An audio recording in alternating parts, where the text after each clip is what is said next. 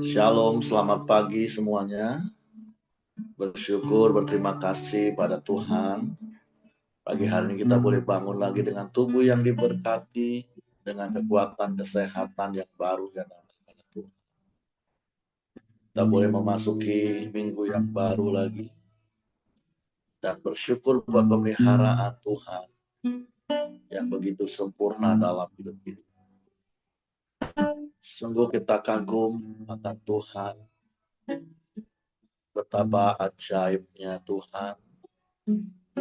Betapa hebatnya Tuhan dalam hidup kita. Sehingga kita boleh ada sebagaimana kita ada sampai pagi hari. Bapa, kami bersyukur, kami berterima kasih kepadamu. Kami ada sebagaimana kami ada pagi hari ini. Semua karena kasih-Mu, semua karena kebaikan-Mu, semua karena anugerah. Sebab itu kami datang kepadamu dengan rasa syukur dan rasa kagum padamu. Sebab hanya Engkau yang layak dipuji di sana. Terpuji dalam nama-Mu.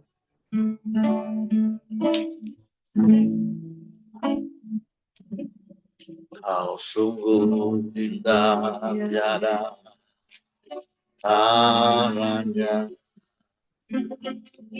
Sungguh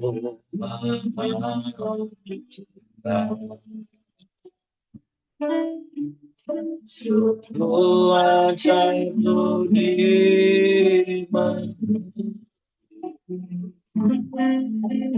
lebih dari semua yang ada. Hikmat-Mu tiada tersuami, kasih-Mu dalam tak terduga. Kau sungguh indah tiada taranya, mulia dan berkuasa. Kagum hormat akan Engkau. Kagum hormat akan Engkau. Kau Allah yang dipuji, oh kagum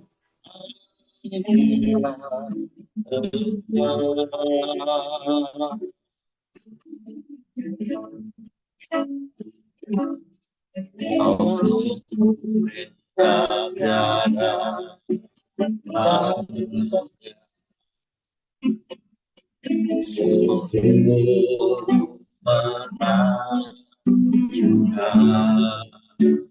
Amin. Sungguh ajaib dimengerti, lebih dari semua yang ada. Hikmat-Mu tiada tersaingi,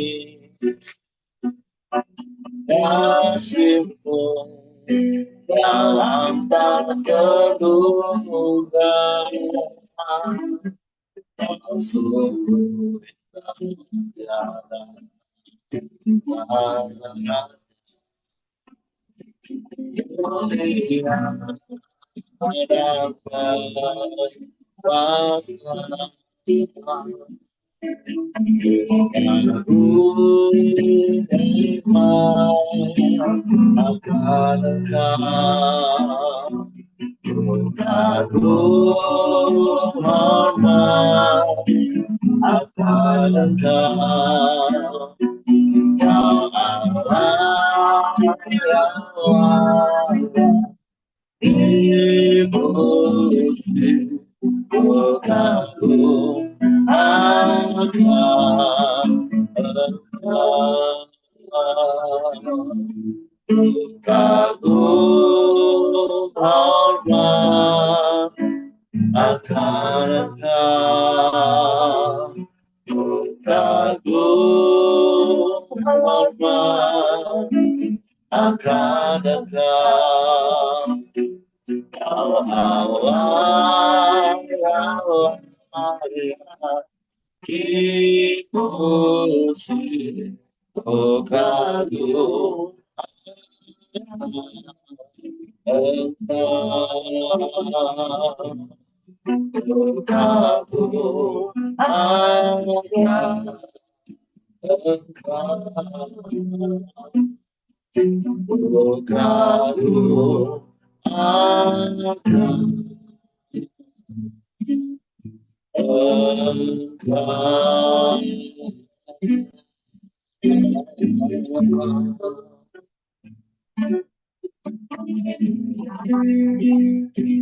Kami kagum akan Engkau,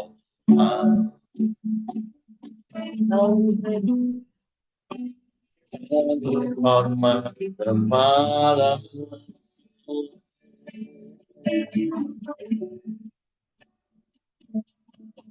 sebab Kau sungguh indah.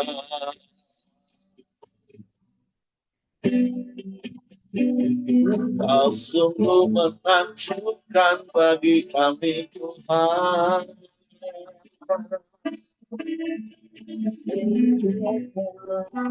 Kau yang mempesona dalam hidup kami.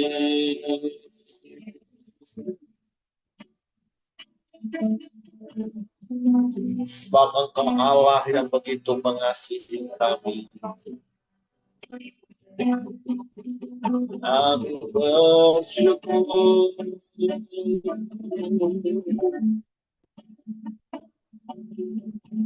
Terima kasih. Terima kasih.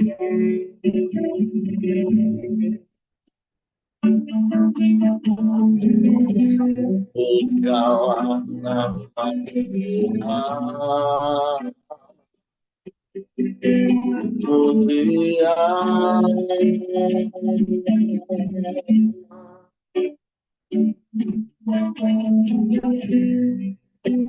ajaib, ajaib, ajaib.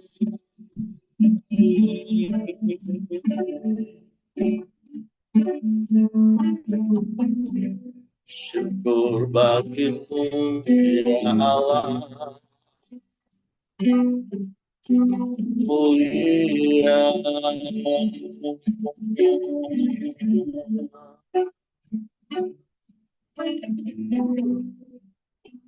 ajaib, ajaib Tuhan.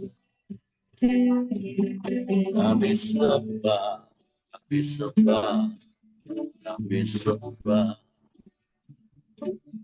Kami muliakan nama-Mu.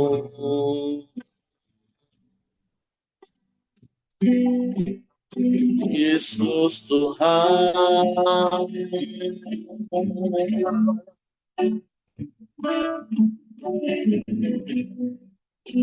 Ya Allah baik, sungguh baik.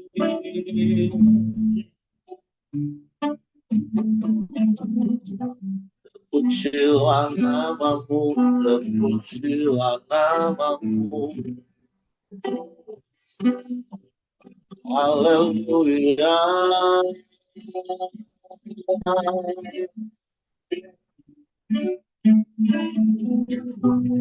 Kami menyembah, kami menyembah, kami menyembah.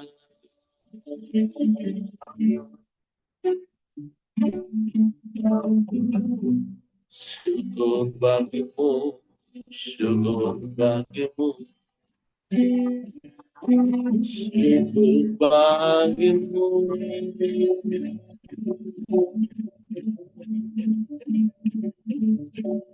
Allah yang ajaib, Allah yang dahsyat, Allah yang hebat, Allah yang luar biasa. Tiada yang sepertimu.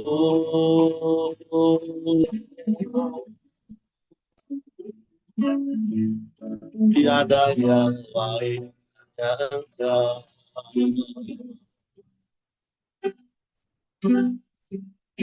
Haleluya, haleluya, haleluya.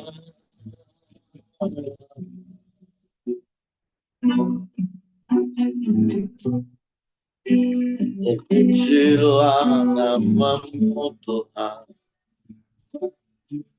terpujilah namamu ya Allah. Kami sembah, kami sembah, kami sembah.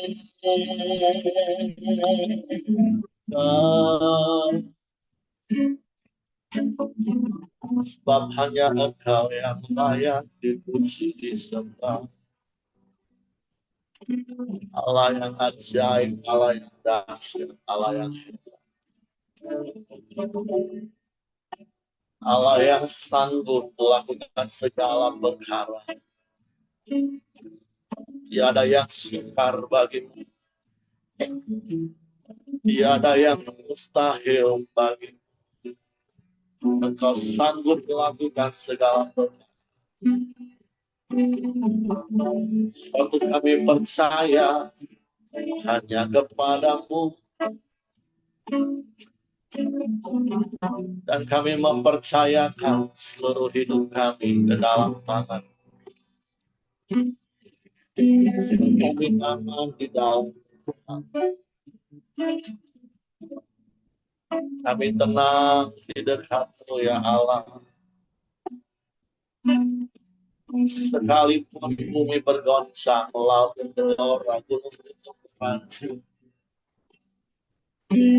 kami mau tetap tinggal tenang di dalam-Mu, dalam naungan kasih dan kuasa-Mu. Kami bersyukur, kami bersyukur.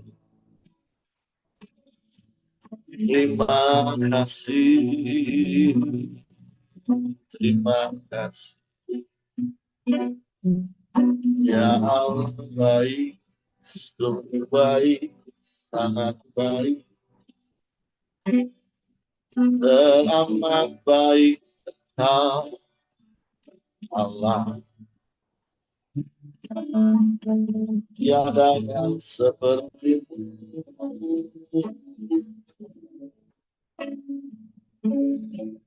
tiada yang lain hanya Engkau. Tiada yang sama seperti-Mu, Yesus Tuhan, Yesus Tuhan. Ajaib, ajaib. Haleluya, haleluya, haleluya.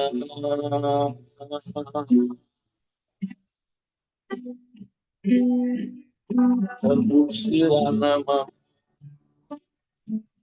terpujilah nama-Mu Tuhan. Kami mau terus tetap tinggal tenang dalam hadirat. Dalam tinggal tenang dan percaya, itu letak kekuatan kami Tuhan. Sehingga segala perkara campak dapat kami tanggung di dalam Engkau Yesus Tuhan. Bersama-Mu Kami lakukan perkara yang besar bersamamu. Terima kasih. Terima kasih.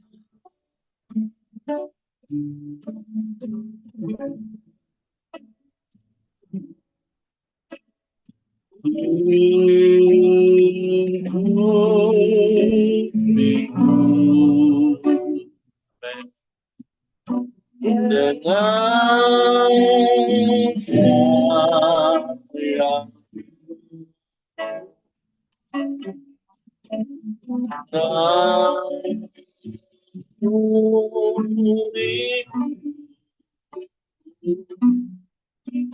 dan dengan kuasa-Mu di saat bergerak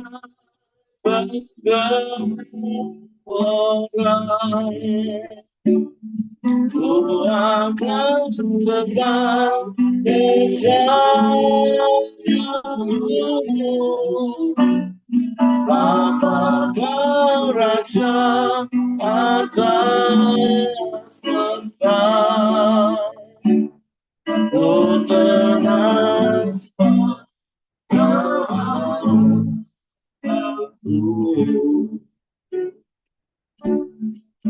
Lingkupi kami Tuhan, lingkupiku ya dengan sayang.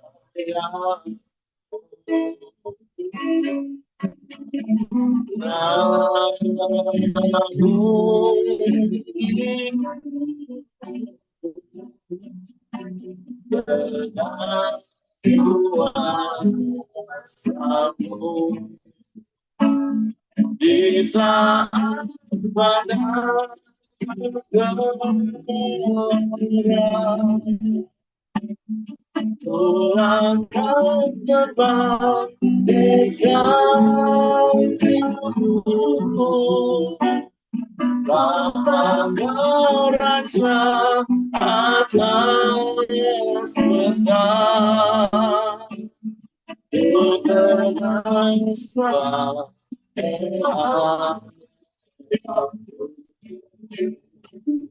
di saat badai bergelora,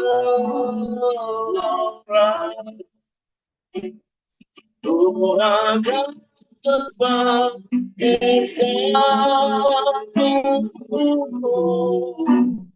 Bapa Kau Raja atas semesta, ku tenas pada aku. Ku tenas pada aku. Ku tenas pada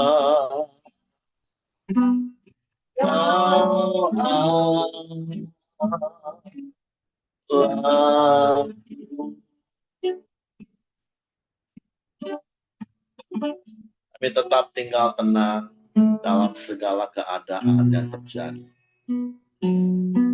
Sebab Engkau Allah, Engkau pribadi yang patut dan dapat dipercaya. Sebab Engkau setia dan Engkau berkuasa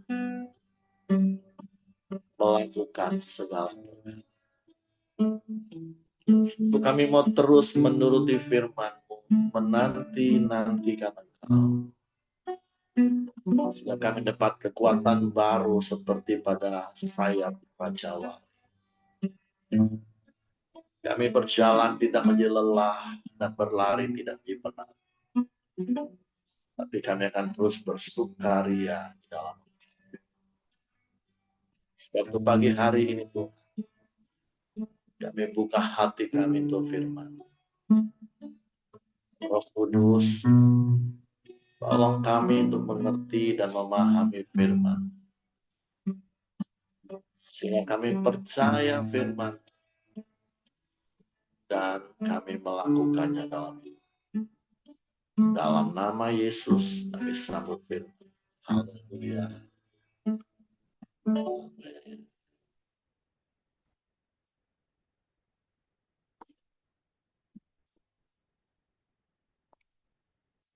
Shalom, selamat pagi semuanya. Hari ini kita sampai di Wahyu pasal yang ke-8. Saya akan bacakan bagi Bapak Ibu dengan judul perikop materai yang ke-7. Dan ketika anak domba itu membuka materai yang ke-7, maka sunyi senyaplah di surga, kira-kira setengah jam lamanya. Lalu aku melihat ke-7 malaikat yang berdiri di hadapan Allah, dan kepada mereka diberikan 7 sangkakala. Maka datanglah seorang malaikat lain, dan ia pergi berdiri dekat mezbah dengan sebuah pedupaan emas. Dan kepadanya diberikan banyak kemenyan untuk dipersembahkannya bersama-sama dengan doa semua orang kudus di atas mezbah emas di hadapan tahta itu. Maka naiklah asap kemenyan bersama-sama dengan doa orang-orang kudus itu dari tangan malaikat itu ke hadapan Allah. Lalu malaikat itu mengambil pedupaan itu, mengisinya dengan api dari mezbah, dan melemparkannya ke bumi. Maka meledaklah bunyi guru disertai halilintar dan gempa bumi. Nah, di dalam perikop yang pertama, yang tentunya ini adalah sambungan dari fasa-fasa sebelumnya, yaitu ketika ada 7 materai yang harus dibuka. Nah, kita sudah tahu materai yang pertama sampai yang ke-6 itu ada hal-hal yang terjadi. Dan ketika materai yang ke-7 dibuka, maka di dalam materai yang ke-7 ini ada 7 sangkakala yang nanti kita akan lihat satu persatu. Dan hari ini satu hal yang Tuhan mau ingatkan kepada kita, bahwa sebagai orang benar, sebagai orang kudus, maka hal yang harus terus kita lakukan adalah doa. Ya tentu dalam doa, seperti yang minggu lalu, 2 minggu yang lalu, Kak Seno juga sudah sampaikan, doa itu bukan monolog, tapi doa itu dialog. Dan tentu doa itu bukan hanya sebatas kita menyampaikan orderan permintaan kita, karena esensi dari doa, atau definisi dari doa yang sering kali saya sampaikan adalah, doa itu kan adalah hubungan dan komunikasi. Jadi bukan hanya sekedar komunikasi, apalagi kalau hanya komunikasi monolog satu arah, tetapi doa itu bicara tentang hubungan. Dan tentu berkali-kali kita melihat dalam Alkitab kata hubungan manusia dengan Allah, khususnya kita yang ada di dalam Kristus, itu seperti Bapa dan anak. Atau kalau Yesus dengan jemaat itu digambarkan seperti mempelai pria dan mempelai wanita, sehingga kata mengenal, epiginosko, itu merujuk seperti sepasang suami istri yang semakin mengenal, semakin memahami satu dengan yang lain. Dan Kidung Agung memberikan gambaran yang jelas bagaimana saling memuji, saling menyukakan. Nah, begitulah harusnya doa menjadi hubungan dan komunikasi kita, dan itu hubungan yang saling menyenangkan. Atau kalau dari sisi kita, ya kita kenal dengan yang namanya doa, pujian, dan penyembahan. Nah, nanti seperti yang saya katakan di Wahyu pasal 11, bicara tentang kemah sembayang, kan halaman itu nggak akan masuk hitungan, sehingga kita tidak boleh berhenti jadi orang yang hanya sebatas bertobat dan memberi diri baptis, terus stop di situ, dan Dengan berprinsip, yang penting aku udah percaya Yesus, udah baptis, mati nanti masuk surga. Enggak seperti itu ukuran kekristenan. Wahyu 11 nanti akan memperjelas bahwa itu enggak akan masuk dalam hitungan. Tetapi orang harus masuk sampai level ke ruang kudus, yaitu ada 5 tiang yang masing-masing tingginya 10 hasta. Itu bicara tentang Pentakosta. Artinya kita harus dipenuhi Roh Kudus, hidup dalam urapan, ada kaki dian, hidup di dalam kebenaran firman Tuhan, ada meja roti sajian, dan maju lagi ada mesbah dupa, itu bicara tentang doa pujian penyembahan, hidup kita yang sebagai penyembahan bagi Tuhan, dan itulah langkah-langkah yang membuat kita bisa masuk ke ruang maha kudus, tinggal dalam hadirat Tuhan, dan itu sangat mungkin terjadi dalam hidup kita, karena Yesus yang sudah membuka jalan sampai masuk ke dalam itu. Dan itu yang harus kita syukuri. Jadi kekristenan yang adalah kehidupan, berkali-kali saya katakan, bukan hanya sekedar agamawi, tapi sebuah kehidupan yang harus terus bertumbuh. Nah, secara khusus pagi hari ini ya diingatkan bicara tentang doa yang bagaikan asap kemenyan yang naik bersama-sama dengan doa segala orang kudus. Hidup kita harus menjadi hidup yang dipenuhi dengan doa pujian penyembahan. Sekali lagi, doa bukan hanya bicara saat kita lipat tangan, tutup mata, mengucapkan kata-kata seperti mantra, baru berdoa. Tapi karena sekali lagi doa itu adalah hubungan ya, setiap saat, setiap waktu, dimanapun, kapanpun, kita terhubung dan hidup kita adalah penyembahan bagi Tuhan. Itulah kemenyan, itulah dupa yang terus naik ke hadapan hadirat Tuhan. Seperti ada satu ungkapan tokoh, bukan tokoh Alkitab, tapi tokoh Kristen, penulis yang dia katakan begini, saya tidak pernah berdoa 1 jam, tapi saya tidak pernah melewatkan 1 jam tanpa doa. Karena setiap saat, setiap waktu kita bisa naikkan pujian dari hati kita, Tuhan terima kasih. Ketika kita mungkin sedang melangkah, sedang mengendarai kendaraan, sedang masak, kita bisa punya rasa syukur dan kita langsung ungkapkan, Tuhan terima kasih. Hari ini aku masih bisa masak, bisa menyediakan makanan bagi keluargaku. Engkau sedang bekerja, engkau bisa bersyukur, Tuhan terima kasih kau beri kesehatan hari ini. Aku bisa bekerja. Nanti beberapa menit ke depan, Tuhan terima kasih kau tolong, kau beri hikmat menyelesaikan masalah ini. Jadi hidup harus seperti itu.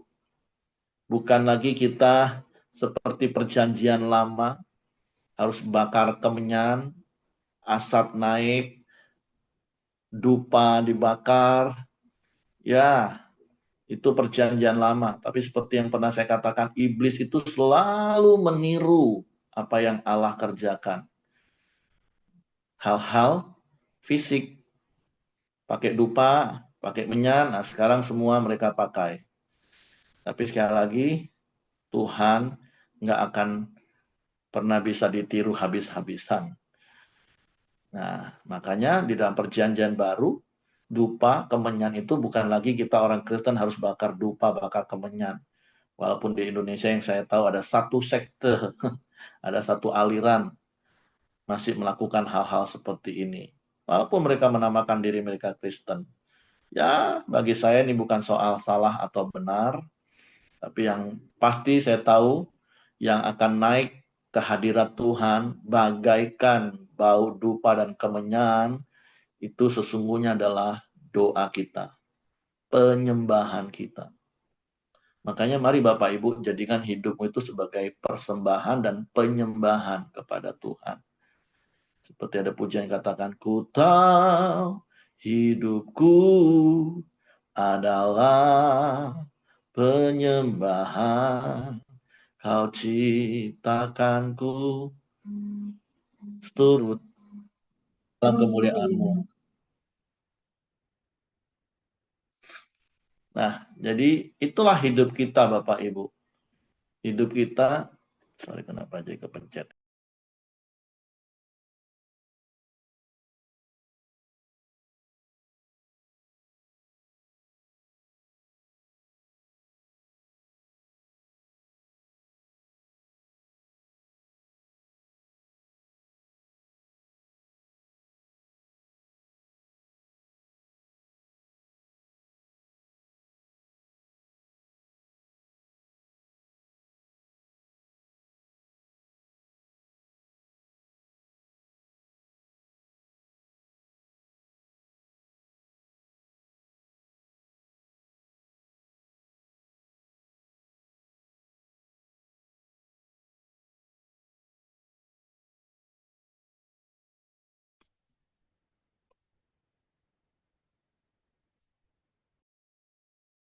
Oke, maaf Bapak Ibu.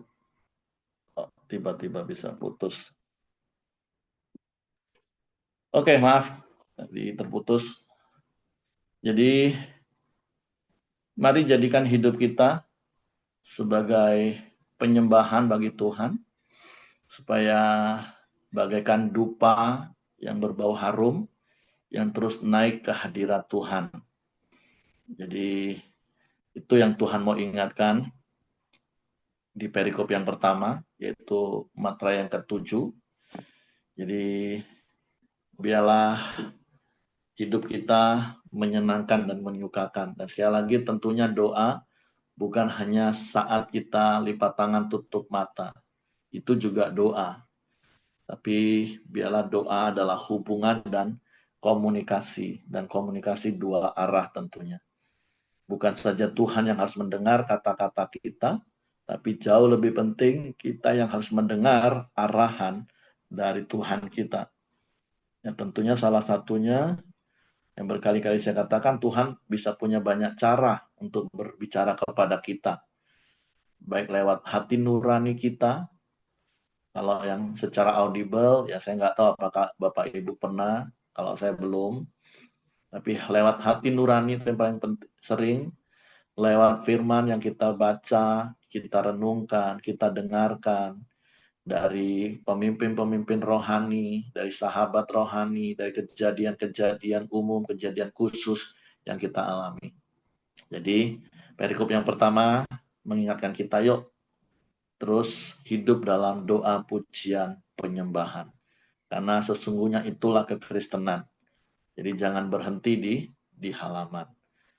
Jadi bukan lagi kita membakar dupa dan kemenyan, itu sudah ditiru oleh iblis, apa yang Tuhan suruh bangsa Israel lakukan. Tapi kita adalah Israel rohani, hidup kita bicara tentang hal-hal roh. Nah, Yesus katakan di dalam Yohanes 4, barang siapa yang mau menyembah Allah, dia harus menyembah dalam roh dan kebenaran.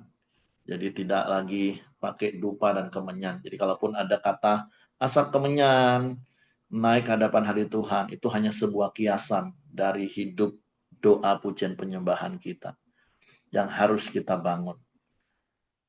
Masuk perikop berikutnya, keempat sangkakala yang pertama. Dan ketujuh malaikat yang memegang ketujuh sangkakala itu bersiap-siap untuk meniup sangkakala. Lalu malaikat yang pertama meniup sangkakalanya dan terjadilah hujan es dan api bercampur darah. Dan semuanya itu dilemparkan ke bumi.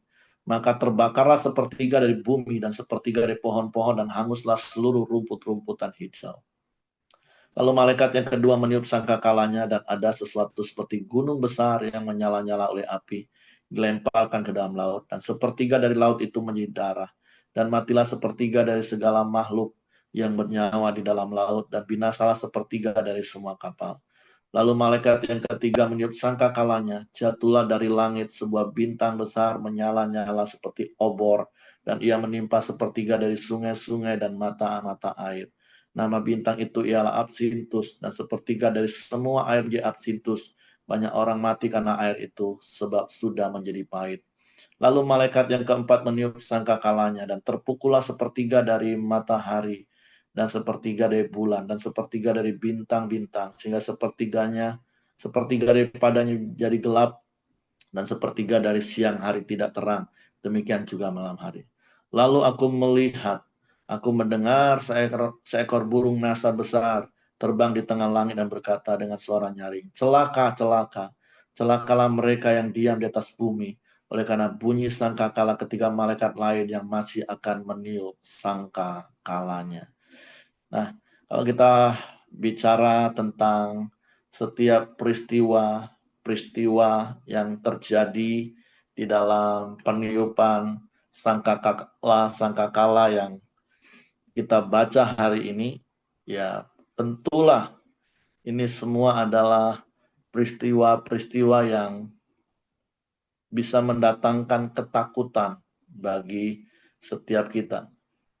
Ya seperti yang saya katakan sampai hari ini pun secara pasti ya kita nggak tahu kita sudah di meterai keberapa atau kita sudah disangka kalah berapa, bahkan jangan-jangan kita nanti kita akan lihat di bokor yang keberapa kita sudah. Tetapi seperti yang pernah saya katakan bahwa apa yang dilihat oleh Yohanes, apa yang akan terjadi, itu akan terjadi dan terus-menerus terjadi dengan volume yang semakin besar, intensitas yang semakin sering. Nah, kalau ini kan ada gambaran-gambaran terjadilah hujan es dan api bercampur darah, semuanya dilemparkan ke bumi, maka terbakarlah sepertiga dari bumi dan sepertiga dari pohon-pohon dan hanguslah seluruh rumput-rumput yang hijau. Nah, kita nggak bisa memahami secara langsung apa sih yang dimaksud dengan hal-hal seperti ini.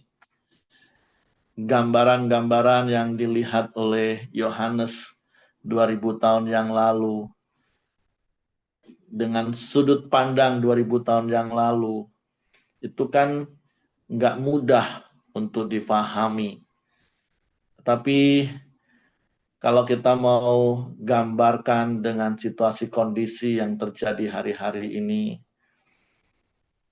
baik itu dari sangkakala pertama, sangkakala kedua, sangkakala ketiga, sangkakala keempat, dengan berbagai macam situasi yang terjadi hari-hari ini. Kalau bicara soal pohon-pohon, pohon sudah hangus, sudah habis, bukan cuma karena terbakar, tapi ditebang.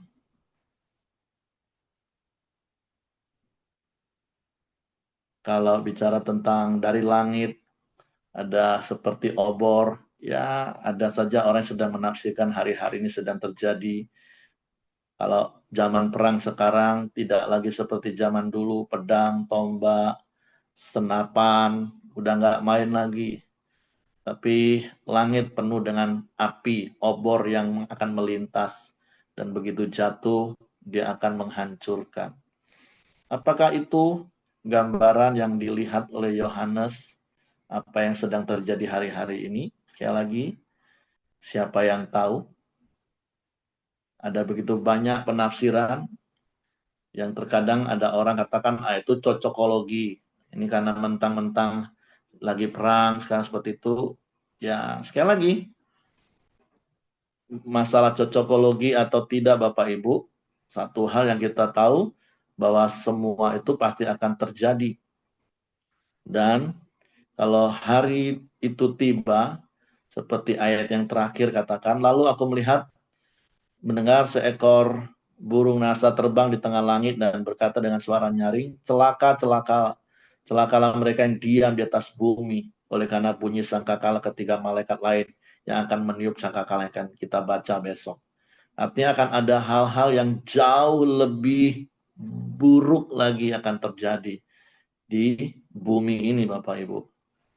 Dan untuk hal itu ya tentu kita harus berjaga-jaga. Walaupun sekali lagi prinsip sederhana bagi saya ketika baca Wahyu, saya cuma fokus pada Wahyu pasal 3 ayat 10, Wahyu pasal 17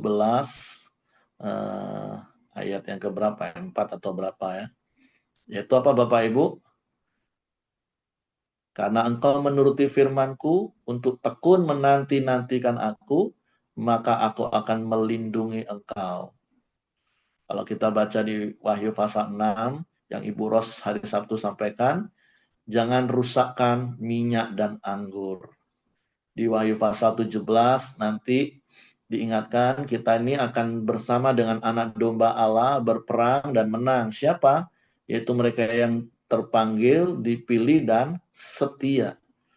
Nah, jadi ketika baca kitab Wahyu Bapak Ibu, saya pribadi dan nasihat saya bagi setiap kita, lebih baik fokus pada hal-hal itu. Karena itu memang dikhususkan untuk kita. Tapi kejadian-kejadian yang lain itu akan terjadi untuk orang yang diam di muka bumi, di seluruh muka bumi. Tapi ingat, bagi kita ada perlakuan khusus. Ya, saat kita melakukan bagian kita. Karena saya bingung ada begitu banyak orang baca kitab Wahyu, setelah baca kitab Wahyu hatinya malah nggak tenang. Dia malah kehilangan sukacita, ketakutan, stres. Nah itu salah Bapak Ibu. Sama seperti minggu lalu saya tanya di dalam sebuah persekutuan, saya tanya, ketika kalian dengar kabar bahwa Yesus akan segera datang, apa yang ada dalam benak hati kalian? Nah, pertanyaan yang sama Bapak Ibu saya tanya. Kalau seandainya nanti malam Yesus datang, apa yang ada dalam benak hati Bapak Ibu? Atau nggak usah besok lah, cepet banget. Bulan depan atau tahun depan lah, Yesus datang. Apa yang ada dalam benak Bapak Ibu? Dalam hati yang langsung terlintas. Hampir semua, bukan hampir, ya semua jawab, aduh kok belum ini, belum itu, anak belum. Semua kesannya nggak mau Yesus segera datang. Itu intinya. Ya, saya berharap nggak terjadi dengan Bapak Ibu. Harusnya sikap kita seperti kitab Wahyu pasal 22 ayat terakhir. Amin. Datanglah segera Yesus. Kan seperti lagu lama yang kita nyanyikan. Kapan Yesus kembali? Kapan Yesus kembali ke dalam dunia ini? Sungguh tak lama lagi. Betapa senang hatiku bila sudah bertemu. Dan tentu senang ketemu dengan Tuhan bukan karena frustasi ngadepin hidup yang susah di dunia ini Bapak Ibu. Bukan karena itu. Tapi karena sebagai mempelai wanita memang kita merindukan menanti-nantikan sang mempelai pria datang menjemput kita Bapak Ibu. Jadi sekali lagi kalau baca kitab Wahyu dan kemudian Bapak Ibu jadi takut dan stres, ada sesuatu yang salah dalam hidup kita. Karena kita percaya janji perlindungan Tuhan, perbedaan yang Tuhan adakan di tengah-tengah keadaan sulit, semakin sulit, sukar, dan semakin buruk akan terjadi atas muka bumi ini. Tapi bagi kita ada perlindungan. Yang tekun menuruti firman, menanti-nantikan Tuhan. Yang tidak merusakkan minyak dan anggur. Yang tetap setia sampai akhir. Mari fokus saja lakukan bagian kita itu Bapak Ibu. Setia, jaga minyak dan anggur itu jangan sampai rusak. Tekun menanti-nantikan Tuhan. Mau keadaan dunia semakin rusak, keadaan dunia semakin susah, keadaan dunia semakin sulit. Itu nggak berpengaruh dalam hidup kita, Bapak Ibu. Karena realitanya kita sedang hadapi dan akan terus hadapi dan semakin tidak baik-baik saja dunia ini. Tapi kembali, mari periksa hatimu. Seperti contoh sederhana yang berkali-kali saya katakan, kalau seandainya ada satu keluarga suami istri dan suaminya kerja manda, yang nggak tentu kapan pulang, kalau tiba-tiba ada waktu luang dia bisa tiba-tiba pulang begitu saja. Nah, sang istri yang setia akan terus menanti-nantikan, mempersiapkan diri menyambut kedatangan kepulangan suaminya. Nah, tetapi istri yang nggak setia, ketika tiba-tiba suaminya ketok pintu dan dia buka horden, dilihat itu suaminya dan dia jadi ketakutan dan panik, itu berarti ada sesuatu yang lain yang sudah merebut hatinya. Makanya Bapak Ibu, jangan sampai keinginan daging, keinginan mata, keangkuhan hidup, kenikmatan dunia, ini begitu mengikat hidup Bapak Ibu. Sehingga ketika dengar kabar Yesus segera datang, kita justru panik, mikirin harta, mikirin masa depan, seakan-akan harta dan masa depan lebih daripada Tuhan. Bukankah Tuhan sang pemilik seluruh harta hidup kita? Bukankah Tuhan sang pemegang masa depan kita? Jadi mari fokus saja kepada Tuhan Bapak Ibu. Dan jalani hidup ini bersama Tuhan. Apapun boleh terjadi hari-hari ini. Dan akan terjadi. Sangkakala akan ditiup. Nanti bokor-bokor akan dituangkan. Bumi akan dihancur luluh lantakkan. Walaupun kita tahu dengan teknologi yang semakin canggih, akan semakin mudah dunia ini hancur. Sekarang saja masih ditahan, jangan sampai perang nuklir Bapak Ibu. Kalau sampai jadi perang nuklir Bapak Ibu, kalau kita sudah pernah lihat film-film fiksi yang saya tahu seumur hidup saya, film-film fiksi ilmiah seperti itu, rasanya waktu nonton itu sesuatu yang Gimana itu nanti bisa terjadi? Tapi semua terjadi sudah. Apalagi kalau yang pernah nonton sampai tahun 2050, bumi benar-benar hancur, orang susah hidup. Walaupun saya tahu nggak sampai sejauh itulah dunia ini. Nggak sepanjang itu maksud saya. Kita akan masuk dalam kerajaan 1000 tahun damai. Dan waktunya nggak lama lagi. Sekali lagi, ketika dengar kata nggak lama lagi itu jangan takut.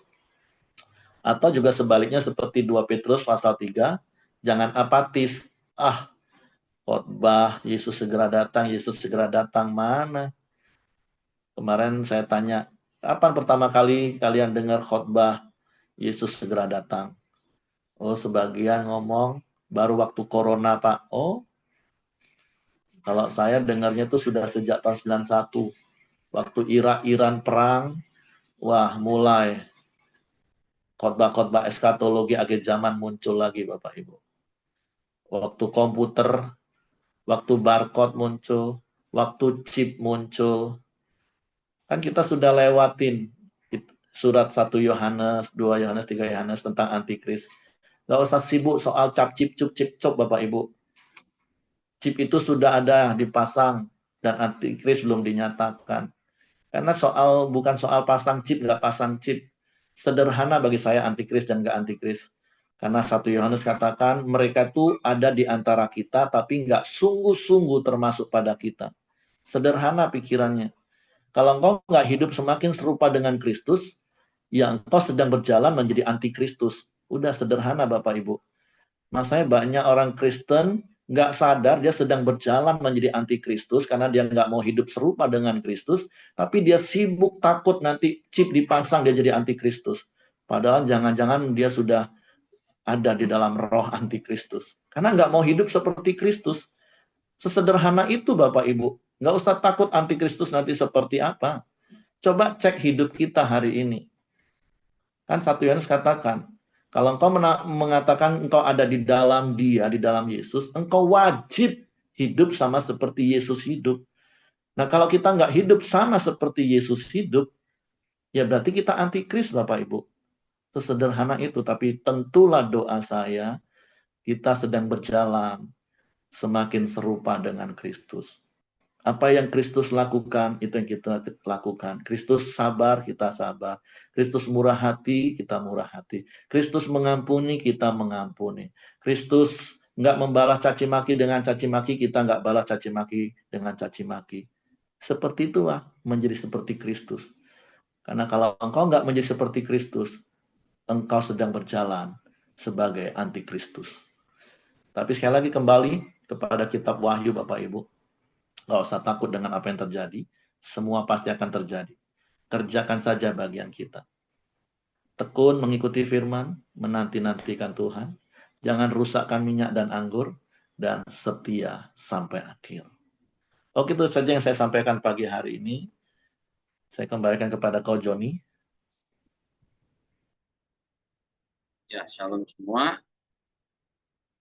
Kalau tidak ada yang menambahkan, kita akan masuk dalam doa kita pagi hari ini. Bapak, terima kasih. Kami bersyukur pagi hari ini Tuhan. Kami boleh terus bersama-sama bersekutu, memuji, memuliakan. Ya, setiap doa, setiap pujian dan penyembahan kami Tuhan boleh menjadi dupa yang harum di hadapan Tuhan. Persekutuan ini kami semakin mengenal, kami semakin mengerti isi hatimu Tuhan. Terima kasih juga Tuhan Yesus, firman-Mu hari ini yang mengingatkan kami Tuhan untuk terus bersekutu, berdoa, dan menjaga hati kami untuk menyambut kedatangan Tuhan yang semakin dekat. Kami boleh mempersiapkan Tuhan hidup kami dan membawa orang-orang kepadamu Tuhan. Terima kasih Tuhan Yesus. Pimpin hidup kami boleh menjadi berkat sehingga orang lewat hidup kami, orang-orang boleh mengenal Engkau Tuhan. Terima kasih juga Tuhan Yesus, berkati hamba-Mu Pak Heri, sudah menyampaikan kebenaran firman-Mu. Kau terus pakai Pak Heri Tuhan dalam setiap pelayanannya Tuhan. Tuhan yang menjadi berkat dimanapun dia melayani. Kau berkati Pak Heri bersama istri dan anak-anak mereka Tuhan. Mereka hidup takut akan Engkau, hidup mereka boleh menjadi berkat dimanapun mereka berada. Terima kasih juga Tuhan Yesus, Engkau memberkati kami semua di pagi hari ini, sudah mendengarkan kebenaran firman-Mu. Ya Tuhan, lewat hidup kami boleh terus membawa orang-orang kepadamu. Terima kasih Tuhan Yesus, pagi hari ini juga terus kami berdoa Tuhan, khususnya buat Pak Ongko Wijaya Tuhan, masa tuanya Tuhan, dia boleh memiliki kesehatan, dia boleh memiliki damai sejahtera daripadamu, Tuhan boleh mendapat setiap kasih karunia yang terbaik daripadamu. Kau berkati anak-anak, cucu-cucunya merawatnya dan menjaganya Tuhan. Terima kasih juga Tuhan Yesus, kami juga berdoa setiap jemaat-Mu Tuhan, Kau memberkati setiap jemaat-jemaat-Mu Tuhan, Pelita Community, maupun dimanapun mereka berada Tuhan, siap. Sehingga mereka Tuhan boleh terus sungguh-sungguh menjaga hatinya Tuhan, untuk memiliki roh yang haus dan rindu terus mencari Engkau Tuhan. Kami juga berdoa Tuhan buat setiap pemimpin-pemimpin dan penatua-penatua kami Tuhan.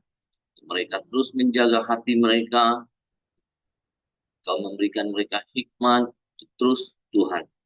Mengajarkan firman-Mu jadi teladan dan berkat Tuhan bagi setiap jemaat-jemaat-Mu Tuhan. Terima kasih juga Tuhan Yesus. Kami juga berdoa pagi hari ini buat bangsa dan negara kami Indonesia, dan berkati setiap pemimpin-pemimpin bangsa kami Tuhan. Mulai dari Presiden, para menteri dan stafnya Tuhan. Gubernur, Bupati, dan Wali Kota sejajarannya Tuhan. Engkau taruhkan roh takut akan Engkau, sehingga mereka boleh memimpin bangsa kami dengan adil dan benar. Terima kasih juga Tuhan Yesus, kami juga bersyukur buat hasil bumi dan hasil alam yang melimpah yang Kau sediakan buat negara kami Indonesia ini. Biarlah semua boleh dikelola untuk kesejahteraan rakyat Indonesia. Terima kasih Tuhan Yesus, pagi hari ini kami serahkan setiap doa-doa kami ke dalam tangan. Mari kita masuk dalam doa Bapa kami. Bapa kami yang di surga, kuduskanlah nama-Mu, datanglah kerajaan-Mu, jadilah kehendak-Mu di bumi seperti di surga. Berikanlah kami pada hari ini makanan kami yang secukupnya, dan ampuni kami akan kesalahan kami, seperti kami juga mengampuni orang yang bersalah kepada kami. Dan jangan membawa kami ke dalam pencobaan, lepaskanlah kami daripada yang jahat. Karena Engkaulah yang punya kerajaan dan kuasa dan kemuliaan sampai selama-lamanya. Amin. Silakan Pak Tri. Kami serahkan hidup kami sepanjang hari dalam tangan kasih kuasa-Mu. Tutup bungkus kami dengan kuasa darah Yesus, maka tempat tinggal kami, menyertai keluar masuk kami dalam seluruh aktivitas kami. Dan apa yang dikerjakan tangan kami instruk dengan firman-Mu, Tuhan buat berhasil. Dan kami percaya Engkau Tuhan mengadakan perbedaan bagi kami yang sungguh-sungguh dan mereka yang tidak sungguh-sungguh, bahkan orang yang tidak mengenal Engkau. Sebab itu biarlah hidup kami jadi bukti kebesaran-Mu ketika kami hidup selaras dengan firman-Mu. Terpujilah nama-Mu, biarlah kasih karunia Bapa, damai sejahtera dari Yesus Kristus, serta pimpinan persekutuan Allah Roh Kudus menyertai kita sekalian mulai hari ini sampai Maranatha, dia Yesus datang kali yang kedua. Di dalam berkat nama Tuhan Yesus Kristus. Haleluya. Amin. Oke, semangat pagi, selamat beraktivitas. Tuhan Yesus memberkati. Sampai ketemu besok Bapak Ibu ya. Ibu Nova. Oke, saya end meeting ya.